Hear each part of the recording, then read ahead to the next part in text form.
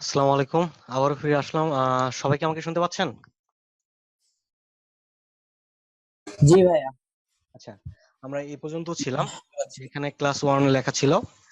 আচ্ছা, class one এবং custom একটা প্রোফাইল নিয়েছিলাম। কাস্টম প্রোফাইল আসার কারণ হচ্ছে এখানে আমরা কাস্টম একটা সাইজ দিয়েছি, এই জন্য এগুলো কাস্টম লেখা চলে আসছে। যদি এখান থেকে আমরা ডিফল্ট কিছু সাইজ ব্যবহার করতাম তাহলে এখানে ডিফল্টটাই শো করতো। আচ্ছা, কাস্টম সাইজ দিয়েছি। এখান থেকে ক্রিয়েট ডকুমেন্টস। ওকে,